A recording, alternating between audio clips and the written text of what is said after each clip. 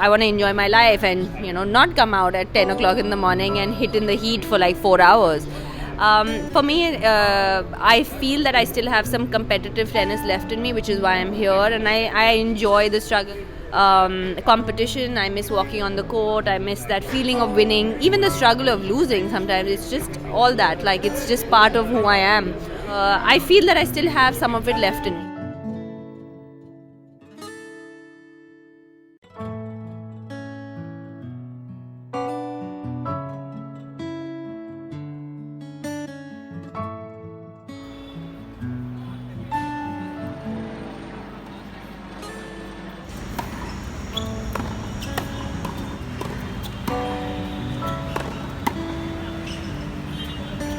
Like your sleep pattern changes, those are the most basic ones. And then obviously there's you put on weight, you have to lose weight, and not just lose the weight, you have to come back and actually get strong again to be able to compete. So it's only about 6 months ago where I started to really believe, after I lost all the weight, that that I'm going to be able to come back, because I really didn't know how my body was going to react, because it was the first time for me as well. So right now it's going well. I mean, I feel fit, I feel like my body is where it used to be before I had the baby, and I'm making my comeback in January at Hobart before Australian Open. What champion are you for 40, right?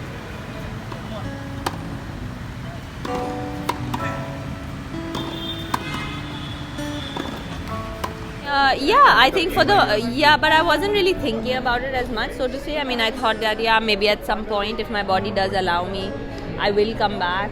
I didn't really have a timeline in place or anything. It was only about 6-7 months ago where I actually, thought that it as a realistic possibility to put an actual timeline to it, and started working towards it, because there's a lot that changes. I mean, like, for example, my son is not well right now, and he woke up at 1 a.m. last night and started crying and puked. So I was up till 2:30 in the morning. I mean, for a tennis player, that's not an ideal situation, right? You are trying to get sleep, and so those things are there, and those things are a balancing act that you sort of have to do. So there were a lot of things like that. He's 1 now, so it's a bit easier for me to sort of even leave him and stuff. And so when he was younger, I wasn't really thinking about that as much, because it was just my time and everything was dedicated to him and trying to just get back into shape, really, rather than think about playing competitive tennis at the highest level. So I mean, I think it's tough anyway to be a professional tennis player, right?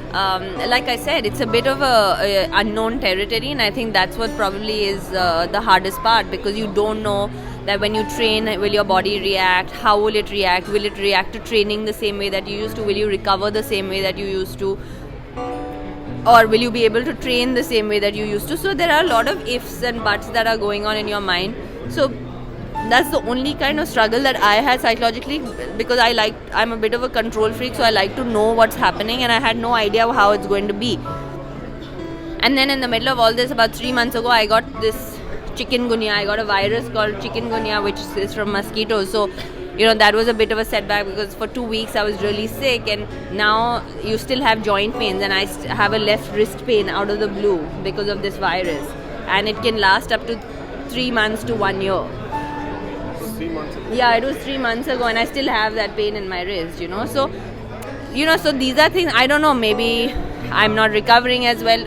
I honestly don't know, but I can't just say it's only because I got pregnant and had a baby. It could also be because it's been 2 years since I played professional tennis, so I'm also older. I'm 33 years old, so I'm not 18 anymore, where my body is reacting the same way to training. So, but all in all, I feel good. Like today, I can tell you that, I think that I'm ready to be able to compete again.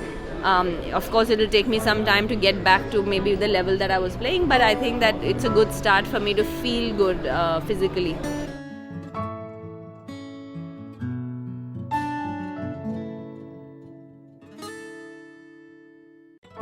Target is to try and make a comeback. I think that's the most important target, because my life, there's been a lot of people, I get a lot of messages on Instagram and on Twitter and stuff like that, where women, even just the journey of like losing weight and stuff, and women have messaged me saying, I haven't gone to the gym in 3 years, and I watched you go to the gym, and that's when I went for a walk. And those are the messages that you live for, that you're able to inspire even one person. And for me, giving birth and having a baby, is the most special gift that has ever happened in my life. But I still don't think that women should treat it like it's the end of a life. It's the beginning of your life, and you don't need to sacrifice on your own dreams and on your own career just because you have a child. It doesn't make you a bad mother because you're going away from your child for 3-4 hours. And I think that is one of the main reasons for me as well, to prove to myself more than anything that I'm going to be able to make this comeback. So far it looks like it's fine and I'll be able to do it, but you'll just I just have to wait and watch. Yeah, to start with, I never had to lose 23 kilos, so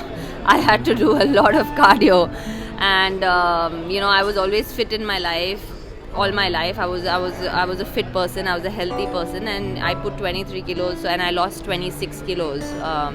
So that was the biggest change. I had to do a lot more cardio as opposed to what I used to do before, and I think that really helped me with my cardiovascular and really helped me with my stamina, because you literally have to start from zero. I mean, the first time I remember when I walked on the treadmill it was 3 weeks after I gave birth, and I tried to run, and I was maybe 18 kilos overweight. I had lost like 5 kilos, and I felt like I don't know how I'm ever going to be able to run again.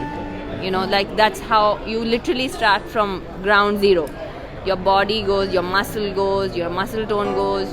But the best part about it is that in tennis, your muscle memory stays. So when you start hitting the ball, what you've been doing for 25 years of your life, it comes back very fast.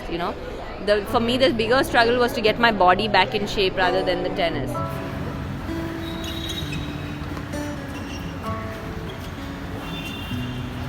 I'm playing in Hobart, which is in Tasmania, and then I'm playing Australian Open.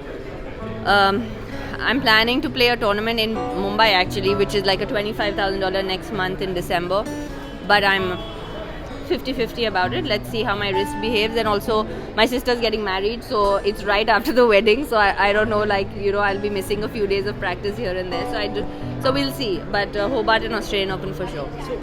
No, not really, because as tennis players, it's not like other sports where we just think about Olympics. It doesn't work that way, where we sort of don't have that mentality, so to say, to just work towards one tournament. We are playing about 25 weeks a year, so it's very difficult for us to sit and prepare for something 2 years in advance or 1 year in advance. It doesn't work that way. Sure, Olympics is something that's on my mind. I've been there 3 times. Last time we were very unlucky to not win a medal. If you would have asked me last time at Olympics if I'll play this Olympics, I would have definitely said no, because I knew that I wasn't going to be, because I wanted to have a baby and stuff. If I'm able to get there again and I'm able to put myself in that position to be able to compete at the Olympics again for the 4th time in my life, I would be really honored and privileged. And for me, I'm not working, so to say, saying August there's Olympics, so I have to base my whole calendar on that, because as a tennis player you can't do that. I've got 3 Grand Slams before playing the Olympics. So for me, it's really week to week and day to day. So right now I honestly don't even know my schedule after January. It is all going to depend on how my body reacts. I mean, you can practice many hours, but once you get into a match situation, your body reacts differently. So I just have to literally go day to day. And if I'm able to make it to Olympics, that would be amazing. And it would be a huge achievement for myself as well to be there for the 4th time. Benchmark for me, it would have been very simple to sit back and say, I've achieved, I've been number 1, I've won Grand Slams. I mean, I've done whatever I could probably. And I've won medals, whatever is there to win. I think I've done it. I mean, sure, you can always win more Grand Slams and win more medals, but there is no limit to that, right? But I could have easily said that I want to enjoy my life and not come out at 10 o'clock in the morning and hit in the heat for like 4 hours. For me, I feel that I still have some competitive tennis left in me, which is why I'm here, and I enjoy the struggle. I really miss the competition. I miss walking on the court. I miss that feeling of winning, even the struggle of losing sometimes. It's just all that, it's just part of who I am, and I feel that I still have some of it left in me. So I don't really have any expectation. Anything that I achieve after this is really a bonus in my life, because if I look back at my career and after everything I've achieved, I can easily just say that it's been a great career, and I can put my, by God's grace, I can put my racket up and say I don't need to do anything else. And enjoy a good life. But for me, I just feel that I still have competition left in me, which is why I'm here. So I just feel after you have a baby, at least for me, life has sort of expanded a lot more. I think you take things in life, you don't take them for granted as much, because you really know and understand what a blessing it is to have a child. And I mean, no matter how bad my day is going, if I come back and he smiles at me, everything becomes okay.